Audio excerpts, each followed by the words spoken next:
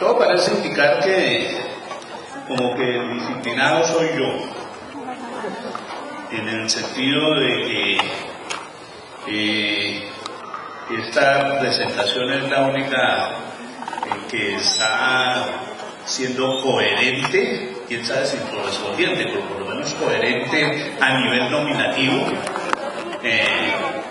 con el objetivo del evento, que es realizar alguna reflexión sobre pensamiento contable latinoamericano.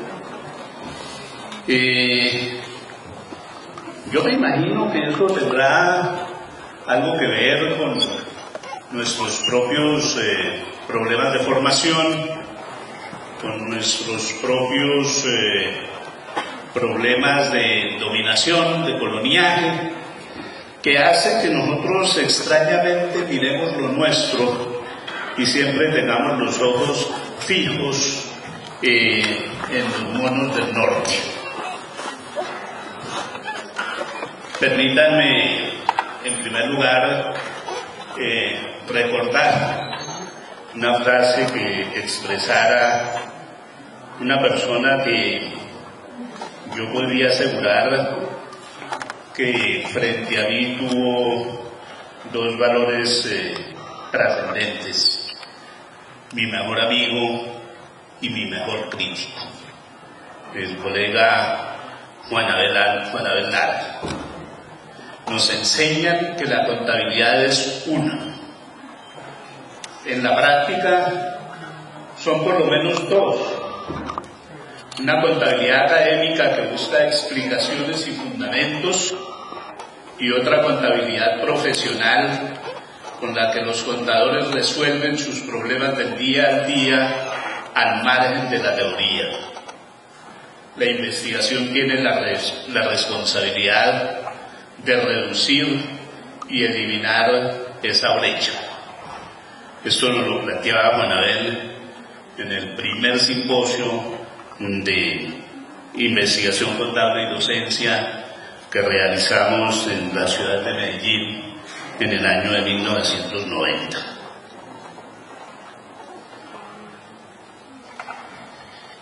Por aquello del tiempo, desde luego voy a hacer algunas reducciones. En relación con ese asunto, lo único que voy a decir es que si nosotros pensáramos en un pensamiento contable auténtico, ese pensamiento contable auténtico únicamente lo podríamos encontrar en lo que podríamos llamar la etnocontabilidad. Para el caso de lo que hoy es América Latina, esa etnocontabilidad tuvo algunas manifestaciones supremamente importantes, supremamente avanzadas, especialmente dentro de algunas comunidades que habían desarrollado unos tipos de representación que no eran representaciones alfabéticas para la construcción de textos, sino que eran básicamente representaciones figurativas, representaciones habladas, orales, o algunas representaciones escritas, pero repito, sin que esa escritura fuera una escritura de carácter alfabético, y combinando esos tipos de representación con unas clases de interpretación, desarrollaron importantísimos sistemas contables. Sus clases de interpretación fue la interpretación aditiva, la interpretación híbrida y la interpretación posicional. Quiero destacar dentro de esto solamente el problema de la contabilidad inca, llevada a través de equipos mediante la utilización de un sistema de cuantificación decimal que se representaba a través de nudos y espacios entre nudos que estudios arqueológicos hoy han demostrado que constituían una aplicación del método binario. Esos tipos tenían unas clasificaciones por extensión, por colores, por ubicación, que nos muestran que ellos tuvieron la gran capacidad, por ejemplo, de llevar una contabilidad poblacional, una contabilidad de riqueza, una contabilidad relacionada con los derechos sobre tributos, en relación con las distintas tribus, las distintas comunidades que conformaron ese imperio inca, que todos bien sabemos que se extendía desde los Andes argentinos hasta lo que hoy constituye el departamento de Nariño en Colombia. Era una contabilidad desde el punto de vista técnico muchísimo más avanzada que la contabilidad romana, porque la contabilidad romana siempre tuvo un problema esencial para su desarrollo, que fue el problema de su sistema numérico. El sistema numérico romano tenía varias dificultades: la ausencia del cero, la inexistencia de los números negativos y desde luego la complejidad de los números positivos. Hagan ustedes un ejercicio, por ejemplo, de calcular el valor de las ventas de 1.000 llamas a 3.425 pesos en números romanos. A ver qué tan fácil sería ese manejo de la contabilidad. Por ejemplo, la contabilidad romana no tiene la característica de haber desarrollado una contabilidad técnica, sino que desarrolla una contabilidad de enfoque jurídico. Podríamos hablar bastante largo sobre esto, pero pues vamos a mirar cosas de más acá, sobre todo por el tiempo. Todos esos desarrollos contables fueron arrasados a través de unos procesos de colonización que para nuestro caso vamos a restringir al escenario de las colonizaciones contables de América Latina. La primera colonización se da en el proceso de colonia y conquista por parte de aquellas naciones, de aquellos países que realizaron la colonización de América Latina y que fueron básicamente España, Portugal y Francia. Ellos nos trajeron una idea de contabilidad de tipo forense. La contabilidad de tipo forense tiene origen en Italia.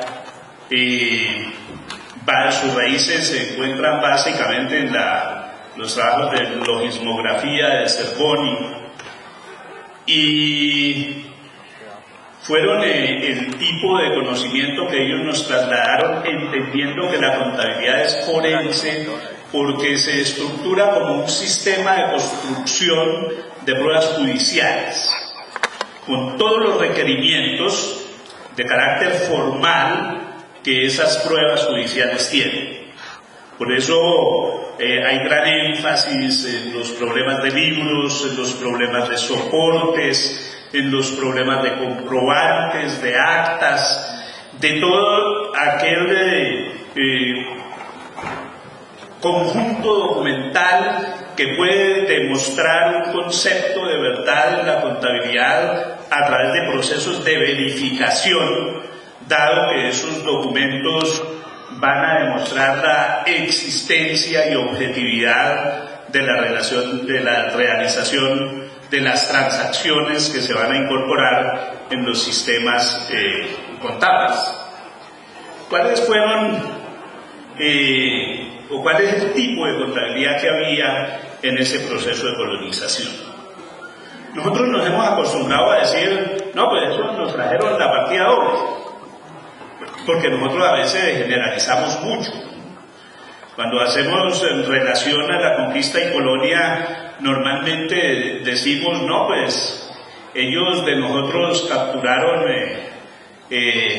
los metales preciosos, el maíz, y nos impusieron su cultura, nos impusieron su lengua, dentro de su cultura pues toda unas características de violencia, y nos muestran como inocentes palomas que no les dimos ningún aporte significativo al desarrollo de las relaciones sociales en Europa. Las comunidades indígenas le dieron un gran aporte a las formas de vida europea, la sífilis.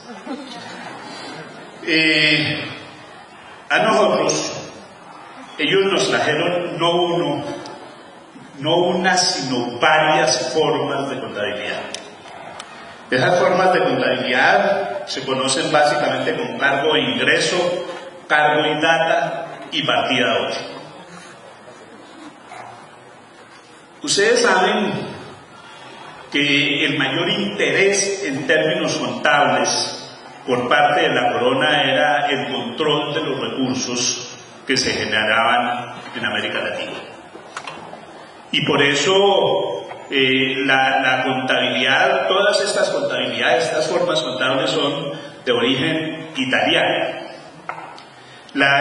Los sistemas contables que venían inmersos en las cartas de designación de los contadores de las distintas regiones de América Latina, la que le dieron al señor Albornoz para que tomara la función de contador del Virreinato de México, es una carta con instrucciones sobre las formas de manejo de la información que constituye la metodología de cargo y data.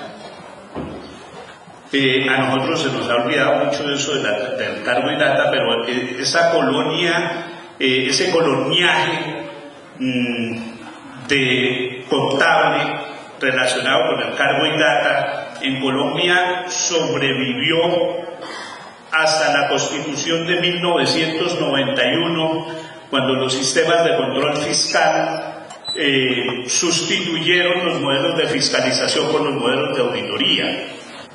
Eran los mecanismos necesarios para elaborar las rendiciones de cuentas que de alguna manera se pueden considerar realizadas por métodos de partida simple, porque en esas rendiciones de cuentas lo único que hay es una relación de unos recursos que se reciben para su manejo, para su gestión por parte de un responsable, las formas en que ese recurso es utilizado y la presentación de los informes documentados sobre lo que se hizo con esos recursos y lo que queda en existencia. Esa es la forma clásica de la rendición de cuentas, que es un sistema contable, cargo y data, fundamentado básicamente en partida simple. Nuestra tradición con la partida doble no es tan extensa como parece, no es tan vieja como parece. A pesar de que el sistema se haya desarrollado por allá hacia el siglo XIII, XIV en Europa, realmente nosotros lo que tomamos de la escuela italiana de contabilidad fue básicamente los rezagos que quedaban sobre los usos de partida simple. Hay unos documentos que ilustran de una manera supremamente interesante esa funcionalidad de cargo y data, como por ejemplo el juicio que el Congreso de la Nueva Granada le hiciera al general Antonio Nariño por la malversación de fondos del impuesto de diezmo cuyo recaudo él había ganado por el sistema de remate.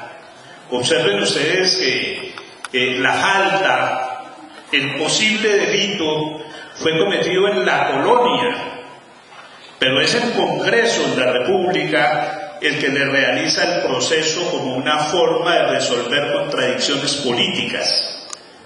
Eso me recuerda mucho las condiciones de la actual campaña electoral, donde los agentes fundamentales del proceso de impulso, de posicionamiento de los candidatos no se caracteriza por la presencia de los futurólogos, de los economistas, de los desarrollistas, sino de los penalistas. Esa es la característica de nuestra actual campaña. Y así empezó funcionando la República, arreglando problemas, zanjando problemas de discusión entre federalismo y centralismo mediante un juicio fiscal de cuentas sobre unas conductas que no correspondían a la época republicana frente a quien agenciaba una de esas una de esas ideologías sobre organización del Estado. La segunda colonización de América Latina se da por el primer imperialismo contable. Nos las traen Estados Unidos. Y nos las trae Estados Unidos básicamente a partir de su gran influencia en la primera posguerra.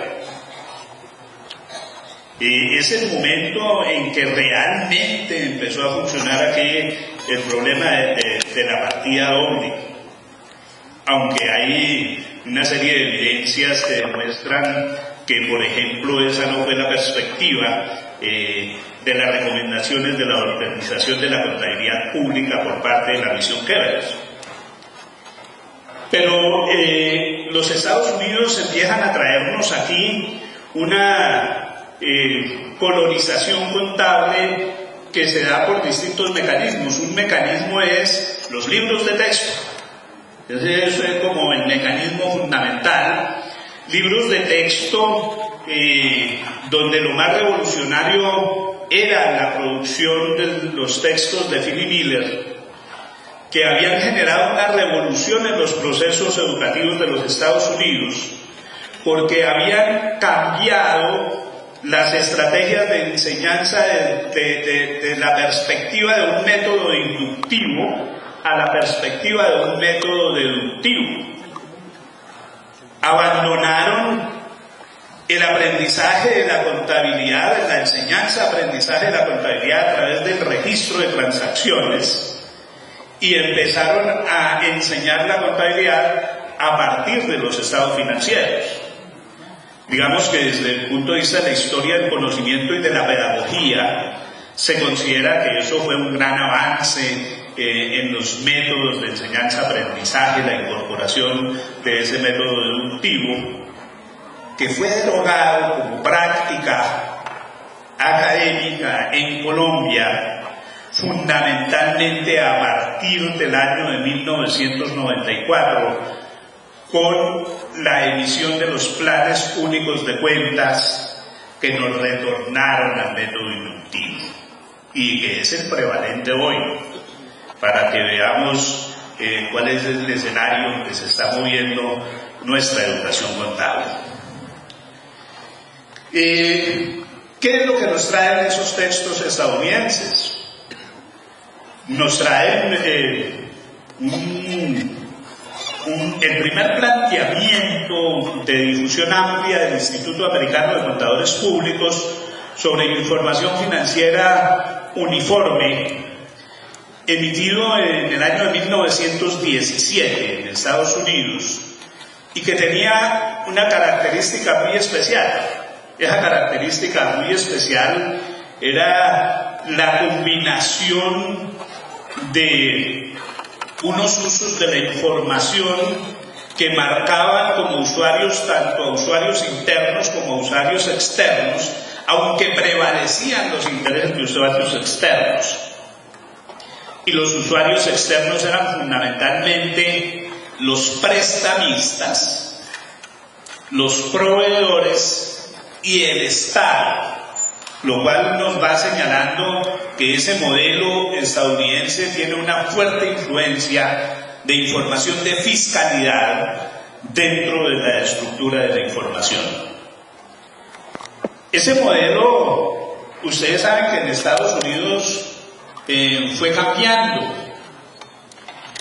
que tuvo unos ajustes muy fuertes en 1928, 1933, donde básicamente se establecieron las reglas más claras de la utilización de la contabilidad como un sistema de rendición de cuentas. A partir de un criterio, la rendición de cuentas está fundamentada en información de hechos. Hechos es una forma verbal, no es de echar, es hacer en pasado. Y entonces ellos establecen que la contabilidad debe reportar los hechos realizados por las organizaciones que se supone están caracterizadas por una estructura de administración por delegación, para que los inversionistas pudieran saber cómo se habían manejado sus recursos. No se puede rendir cuentas con contabilidad de pronósticos, porque yo sí tengo una gran diferencia frente a los planteamientos de Ihiri de que las transacciones a crédito son pronósticos. No, las transacciones a crédito son hechos, hechos jurídicos. Pronósticos los del valor razonable. Eso sí.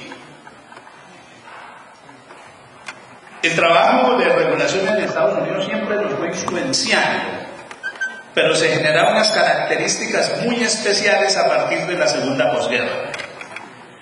La segunda posguerra da origen a lo que en el escenario de las relaciones internacionales se llama la teoría del régimen internacional. La teoría del régimen internacional nos muestra los inicios de algo que planteaba de una manera muy clara esta mañana Mauricio, de la privatización de la regulación, que es distinto de la desregulación. No, es la privatización de la regulación. Son regímenes expresos o tácitos, a través de los cuales se establecen procedimientos de cooperación para lograr una armonía en la realización de las actividades económicas que debe quedar expresada en facilitar el acceso a materias primas, facilitar el control de los mercados, facilitar el acceso a las fuentes de capital y concentrar la producción de bienes de alta tecnología en determinadas regiones geográficas. Son los objetivos generales de la teoría del régimen internacional. Y la contabilidad siempre estuvo ahí dentro de la teoría del régimen internacional, y la primera manifestación de la teoría del régimen internacional en contabilidad está integrada por lo que todos nosotros conocimos como el ARS-7, la Accounting Research Study número 7, que fue emitido en 1965 en los Estados Unidos, que tiene la característica de que mantiene un concepto de contabilidad como proceso contable, que le da una importancia al mantenimiento del bookkeeping, de la teneduría de libros, que mantiene una serie de compromisos con el costo histórico y con la rendición de cuentas, y que entra a funcionar como una regulación que nosotros vamos asimilando, pero que nos quieren hacer asimilar de manera legal, y que en Colombia en particular hacemos una asimilación tardía a partir del decreto 2160 de 1986. Decreto 2160 de 1986 es nuestro proceso de adaptación a la primera teoría del régimen internacional en contabilidad. Luego tuvimos el cambio del imperialismo a imperio. El cambio de imperialismo a imperio es muy sencillo. En el imperialismo estamos hablando de estados hegemónicos, y esos estados hegemónicos son los que determinan acciones, ejercicio de poder, subordinación de otros estados. En cambio, en el caso de imperio, la soberanía como última instancia del poder se desplaza del Estado al mercado. Son las empresas las que determinan la soberanía, son las empresas la última instancia de poder, y los estados se mantienen como una necesidad del desarrollo de los mercados para que desarrollen, para que implementen regulaciones, institucionalidades que tienen una característica, son las de un estado capturado. La característica de nuestra regulación actual, un estado capturado. El estado capturado es aquel en que el sujeto activo de la regulación es un sujeto privado y el sujeto pasivo de la regulación es el propio, es el propio Estado. Es decir, a nosotros nos hacen las reglas de la funcionalidad contable en entidades privadas, y el Estado se encarga de implementarlas como norma legal y hacerlas cumplir. El Estado es el mensajero de los dioses, y los dioses son verdes, son los intereses empresariales. Este enfoque del coloniaje como imperio abandona la tradición forense de la contabilidad y abraza la concepción de contabilidad, la concepción informacional de la contabilidad. No necesitamos contabilidad, necesitamos informes, necesitamos reportes, y esos reportes se van a sesgar a un tipo de usuario muy específico, el financiamiento. Inversionistas, proveedores y prestamistas. La información que se debe proveer es la información que ellos necesitan para sus tomas de decisiones, que no son las tomas de decisiones de carácter administrativo, de carácter organizacional. La contabilidad pierde el carácter de instrumento de rendición de cuentas, de instrumento de control de la productividad, y se convierte en una fuente de especulación financiera.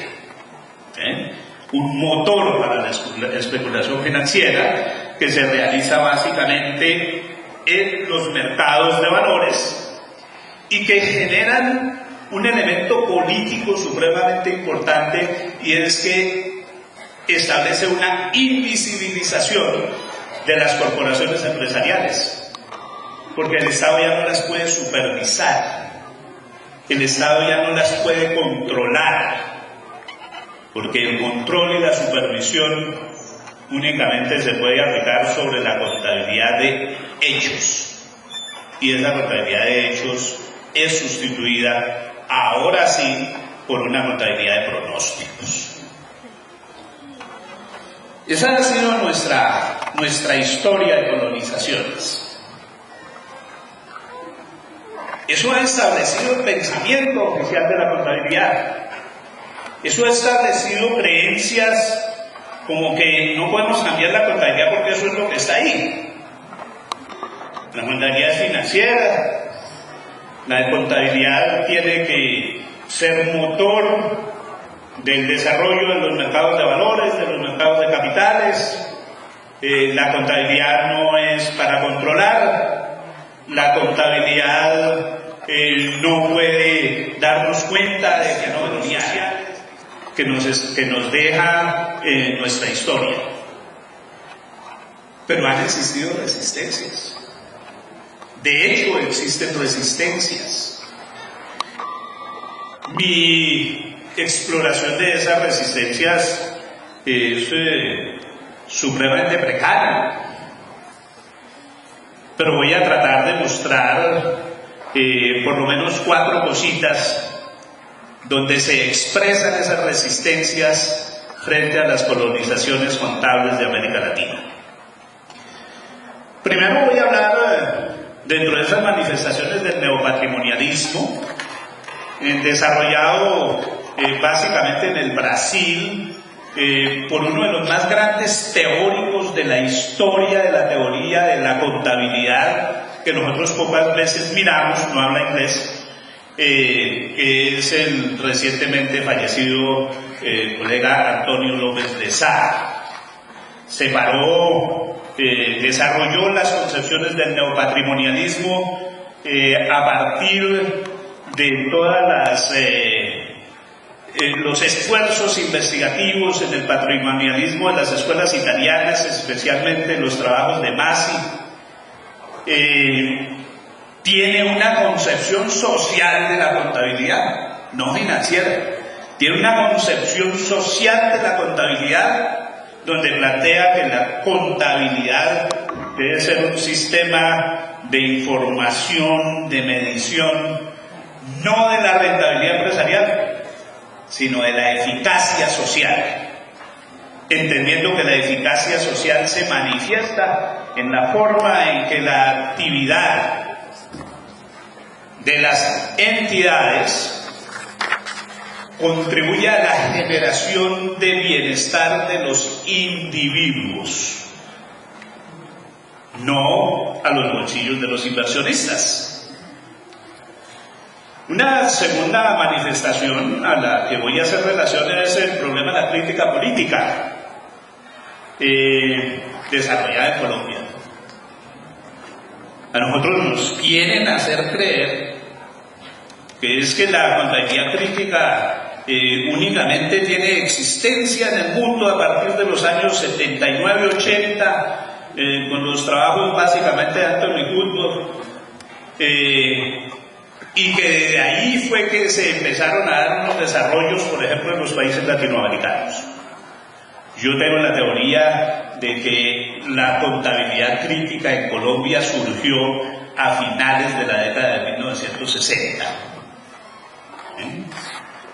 Y sus precursores no tuvieron como fuentes bibliográficas a Woodward, ni a Macintosh, ni a ninguno de estos personajes. Se fundamenta que la inconformidad social tienen una naturaleza política y tienen un enfoque de justicia social. Una tercera manifestación de las resistencias contables está constituida por las ideas de construcción de una teoría general de contabilidad social desarrollada en Argentina por Carlos García Casella, quien entra en el proceso de construcción de sus intencionalidades a partir de una crítica de las obras de Richard Mathesis, muy en especial de contabilidad y métodos analíticos, que había sido publicada en la década de 1960. El enfoque es social y el propósito es la producción de información social. Y voy a tomar otro caso, contabilidad integral, que es un desarrollo que vio luces en el año de 1989, que se desarrolló por unas prácticas histórico-hermenéuticas con un enfoque social, fuertemente influido por concepciones de sistemas y que tiene un enfoque de información de integralidad social.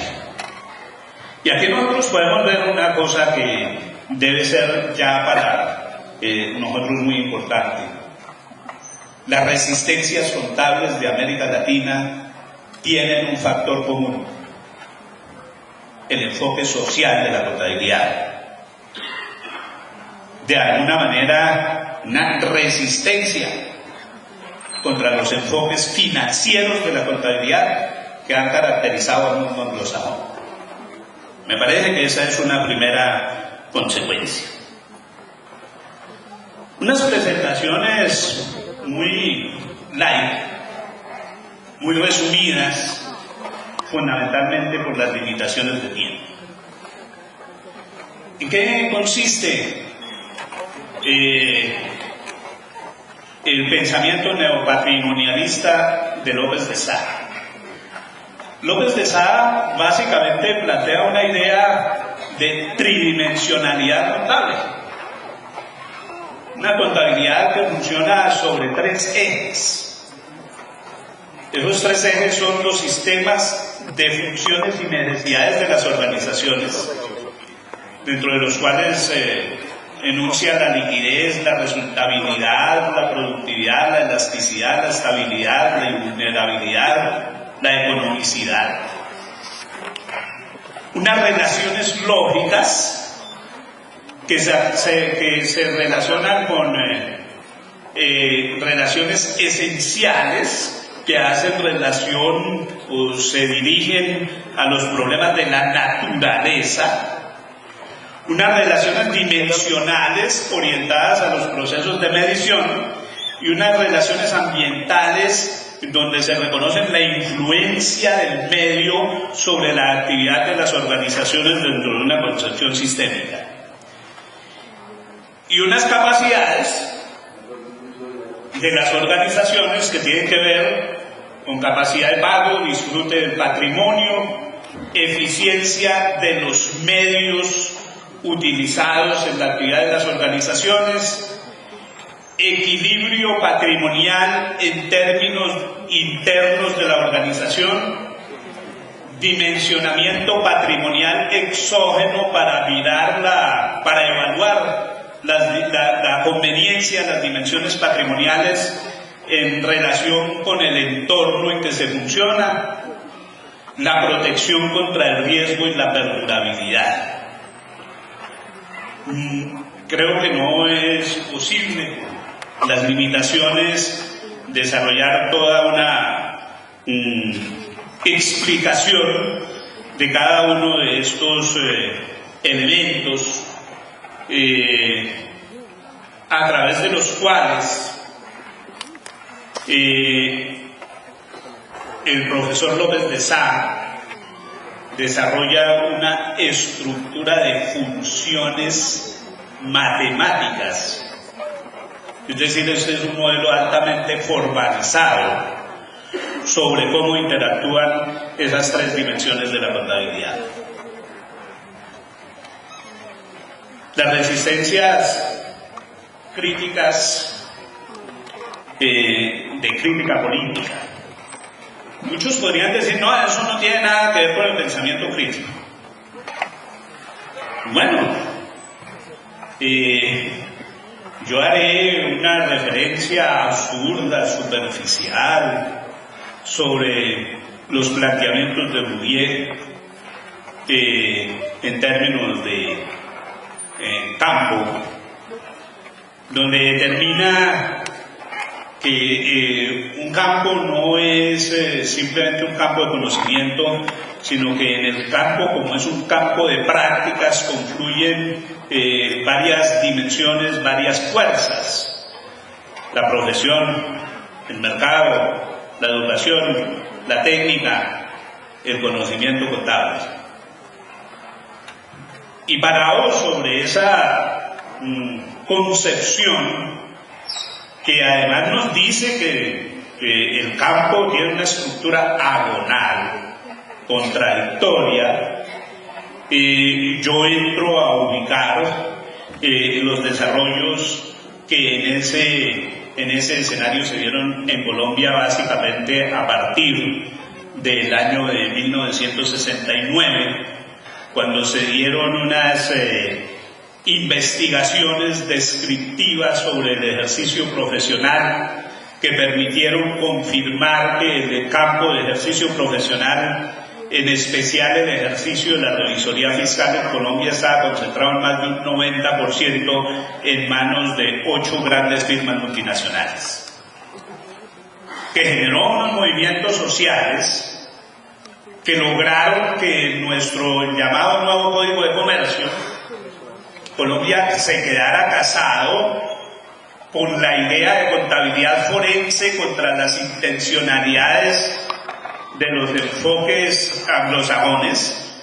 Ya Colombia había sido designado país piloto para la implementación de la primera teoría del régimen internacional, y que además determinó que no le caminaba a los procesos de evaluación empresarial, sino que mantenía los procesos de fiscalización de las actividades empresariales a través de la revisoría fiscal, y que estableció una regla de control de mercado que fue la limitación en el número de revisorías fiscales que podía ejecutar un contador público. Allí se dieron una gran cantidad de documentos de profundo contenido político y social que generaron una serie de cambios y que cuestionaban unos elementos del campo contable. Luego vinieron unos escenarios en la realización de 2 congresos nacionales de revisores fiscales, en los cuales se desarrollaron algunos trabajos de orden político, sociológico, como los trabajos acordaba de Danilo, este personaje que hablábamos anoche, Edilberto Galeano, que desarrollaron un interesantísimo trabajo sobre los procesos de funcionamiento de las firmas multinacionales, las prácticas discriminatorias contra los negros y las mujeres en la selección de su personal por parte de estas firmas multinacionales, y las investigaciones que por corrupción ya estaban cursando contra esas firmas multinacionales en los Estados Unidos, como se manifestaría en el informe que se le presentara al presidente de la Comisión de Asuntos Financieros del Senado, Abraham Leibov. Y esas luchas sobre lo crítico trascendieron ese problema de la lucha sobre el mercado y llegaron a la crítica de la regulación. Una crítica de la regulación que empezó a permitir la producción de literatura nacional, como por ejemplo la visión crítica del Comité de Investigaciones de Antioquia en relación con la propuesta de la adopción del ARS 7 en Colombia a través de una cosa que llamaron por allá el documento número 1, o el documento número 1. Los trabajos que en ese campo desarrolló, por ejemplo, el colega Otto González Alonso acerca de la funcionalidad de la revisoría fiscal, y del mismo colega Otto González Alonso, teoría de la comunicación como una nueva teoría contable. Los trabajos del colega Jack Araujo sobre una metodología para la construcción de teoría de la contabilidad. Todos documentos desarrollados en la década de 1970, no en la década de 1980.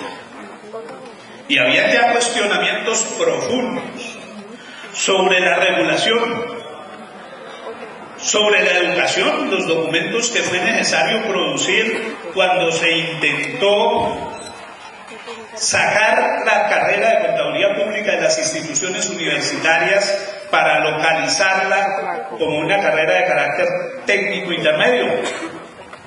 Son documentos importantes que expresan una serie de elementos que posteriormente nos llevaron a empezar a enfrentar teorías en la década del 80 y que ahora nos llevan a nuevos cuestionamientos sobre la regulación. La teoría las intenciones, el trabajo de García Casella. García Casella parte del trabajo de Mathesis y dice: hay que desarrollar una teoría general de la contabilidad a partir de dos elementos: términos primitivos, es decir, términos indefinidos, y supuestos básicos. En los términos primitivos, dice: los términos primitivos que deben incorporar la nueva teoría general de la contabilidad son los conceptos de número, valor, medida, tiempo, objeto, sujeto, conjunto y relación, que deben interrelacionarse con unos supuestos básicos: medición de preferencias, intervalos de tiempo, objetos, hechos y personas, sujetos, entidad, planes de cuenta, fenómenos, objetivos de información, reglas de valoración, reglas de clasificación, reglas de entrada y acumulación. Y ahí hay unos pensamientos tremendamente transformadores que nosotros no hemos estudiado suficientemente, como por ejemplo los problemas de las relaciones entre valoración y medición.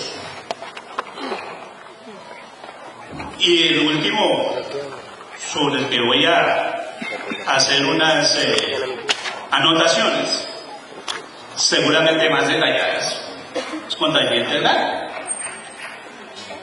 Contabilidad integral parte de un enfoque metodológico que ha sido absolutamente despreciado por el positivismo, que es la hermenéutica. No, mi trabajo ha estado fundamentado desde siempre en la hermenéutica y tiene un profundo carácter histórico. Y lo que yo estoy planteando ahí, desde luego, no es mío, eso es el círculo hermenéutico, que fue un diseño que se adjudica a George Gadamer, que nos dice que cuando nosotros vamos a conocer un objeto, una teoría, para someterla a un proceso interpretativo, tenemos que arrancar de nuestras preconcepciones, lo cual es el primer factor de controversia con el positivismo, que siempre nos ha dicho: no, el sujeto tiene que ponerse al margen, tiene que desvestirse de sus juicios y preconcepciones y tener una relación aséptica con el objeto, como si eso fuera una posibilidad real. A partir de esas comprensiones se debe realizar, de esas precomprensiones se debe empezar a realizar una comprensión de la cosa misma, la contabilidad. Pero la contabilidad mirada en términos de horizontes, que tienen relación con su campo de acción, pero horizontes que tienen que ver muchísimo con el problema de la historicidad, cómo se ha venido desarrollando, cómo se está desarrollando, pero incorporando el horizonte de a dónde la quiero llevar, para que el problema de la hermenéutica no se quede en lo que generalmente se ha quedado en las escuelas interpretativas contables, que es la realización de la crítica sin avanzar a fases proposicionales, a fases de transformación, de nuevas formas. Entonces hay que hacer esa fusión de horizontes, llevarla al plano de la expresión lingüística para reconstruir nuestros objetos de conocimiento en una concepción que tal vez expresa a Heidegger en el sentido de que la hermenéutica no es la comprensión de un texto, sino es la proyección que debe hacerse a través de las interpretaciones. Ese es un primer elemento. El segundo elemento es el problema del enfoque sistémico. El enfoque sistémico básicamente incorpora un plano ontológico, un plano lógico, un plano semántico, metodológico, epistemológico y praxeológico, y que normalmente se ha visto desde dos extremos: el individualismo metodológico, que determina que todo es como las partes, el holismo, que dice que las partes son como el todo, y el sistemismo, que es el punto en el que yo me coloco, que dice que es el análisis y síntesis, es la relación de las partes con el todo y del todo con las partes, incorporando la historicidad del objeto e incorporando el relacionamiento del objeto con su entorno. Entonces digamos que esos son los dos pilares metodológicos que fundamentan los criterios de contabilidad integral. Y por esa vía, esto es solamente un ejemplo, avancé en algo sobre lo cual planteaba algunas cosas esta tarde Aida, sobre que son los problemas de emergencia y convergencia, pero vista a partir de esa estructura sistémica. Digamos que la emergencia es un problema ontológico, un problema de lo que es, mientras que la convergencia es un problema epistemológico, es un problema de la explicación, de la forma de construcción del conocimiento, que me imagino que en el Consejo Técnico se lo deben saber de memoria, porque como ya hicieron la convergencia a estándares internacionales, me imagino todo el trabajo epistemológico que ellos hicieron en ese plan. Entonces, ¿qué nos plantean allí? Que hay unas proposiciones. Esas proposiciones pueden tener manifestaciones ontológicas y concepciones epistemológicas. Unas micro-micro, es decir, particular-particular. Otras micro-macro, relación de lo particular con lo general. Otras macro-micro, relación de lo general con lo particular, y otra macro-macro, relación de lo general con lo general. Yo he planteado eso ahí como simplemente como un ejemplo que trata de explicar unas cosas, ¿no? La emergencia es un fenómeno a través del cual una disciplina se fragmenta para dar origen a otras disciplinas. Y la convergencia es un proceso a través del cual varias disciplinas se integran para dar origen a nuevas disciplinas, que podrían ser pluridisciplinas. Esos son, digamos, unos elementos determinantes de esos conceptos de emergencia y de convergencia. No, yo decía, mire, en contabilidad financiera, en el plano ontológico, hay unas relaciones micro-micro, problemas de clasificación, de medición, micro-macro, la conformación de estados financieros, macro-micro por el reconocimiento de la influencia de la regulación, y macro-macro determinado por los objetivos de información. Y para eso, desde el punto de vista epistemológico, hay una fuerte utilización, que muchas veces no es una utilización para construir, sino para justificar, de la teoría financiera, de la teoría decisional, de la teoría contable financiera, de la teoría decisional y de la teoría de los stakeholders. Y coloqué ahí el problema de contabilidad de la productividad, una contabilidad que tiene como perspectiva ese control.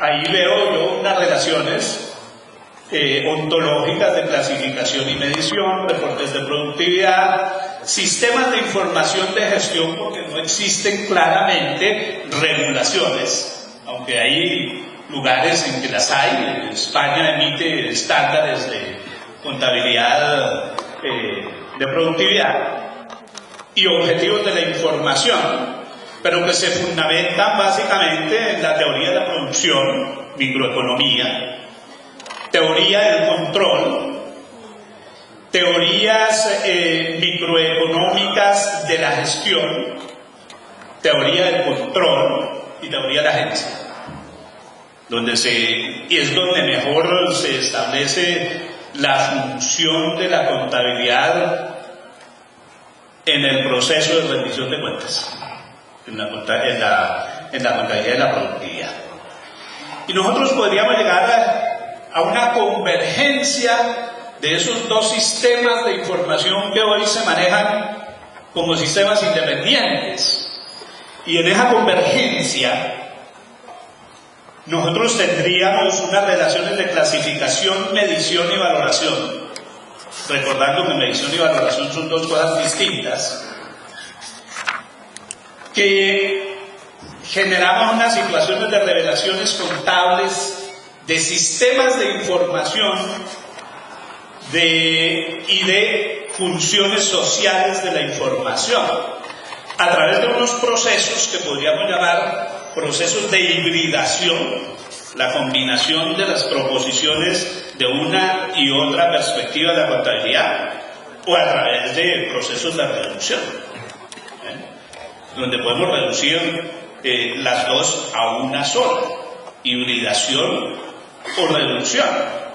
Y eso permite la emergencia de una nueva epistemología para la contabilidad. El plano ontológico determina la emergencia de nuevas teorías y desde luego ligada a ella la nueva epistemología. El sistema de contabilidad integral que está planteado es tetradimensional. Sus dimensiones son la dimensión social, la dimensión instrumental, la dimensión temporal y la dimensión praxeológica. La dimensión social nos dice que la contabilidad, el escenario de la contabilidad es el escenario de las ciencias sociales y que en esa circunstancia debe dar cuenta, cumplir sus acciones en los elementos constitutivos de la identidad social, concibiéndose que los elementos constitutivos de la identidad social son el territorio, la cultura, la población y la economía. Esa es una dimensión totalmente diferente a la que tenemos hoy, donde decimos la dimensión social de la contabilidad de la economía, pero solamente una parte de la economía que es la economía financiera. Y dentro de la economía financiera, básicamente, los problemas de simulación para la dinamización de los mercados financieros, sin tener en cuenta que la contabilidad debe dar cuenta de problemas de producción, de distribución y de consumo de todos los recursos de carácter económico. Y hay muchos desarrollos sobre eso que tenemos que integrar, y que estamos en proceso de integrar. El problema del territorio, que nos da una dimensión nueva y amplia sobre el problema de la contabilidad de recursos naturales. No contabilidad biológica, porque la contabilidad biológica debe ser de los seres vivos, es de los recursos naturales. En términos de la dimensión instrumental, se deben desarrollar unos mecanismos de clasificación y hay un proceso de construcción de una teoría de la clasificación contable, donde se plantea de generar acumulaciones que tienen regularidades necesarias para la construcción de información, y no en el sentido de medición como lo plantea Mathesis, porque es que Mathesis llamó medición a la clasificación para poder saltar de ahí a la valoración como si fuera distinta de la medición y en la práctica omitiendo el paso de la medición. Están los problemas de medición, que deben ser problemas que se manifiesten en eso que Mathesis ha llamado la riqueza, el activo. Ahí hay que establecer mediciones. Las mediciones tienden a ser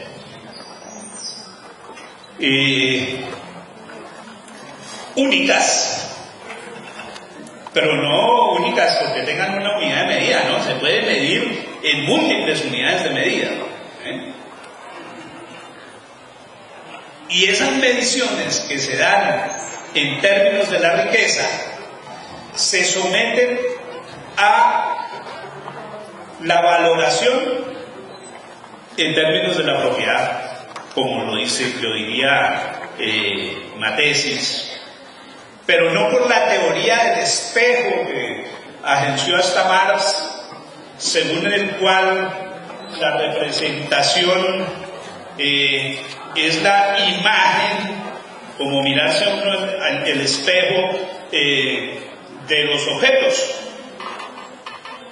sino que la valoración está determinada por intereses.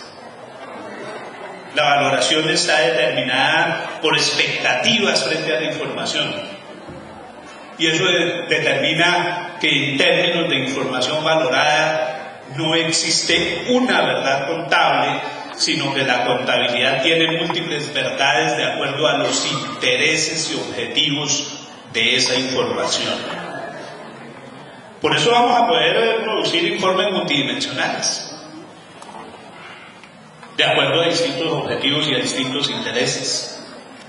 Los problemas de revelación, de interpretación, deben redimensionar todas las concepciones sobre lo que hoy simplemente llamamos análisis financiero y los de evaluación y control.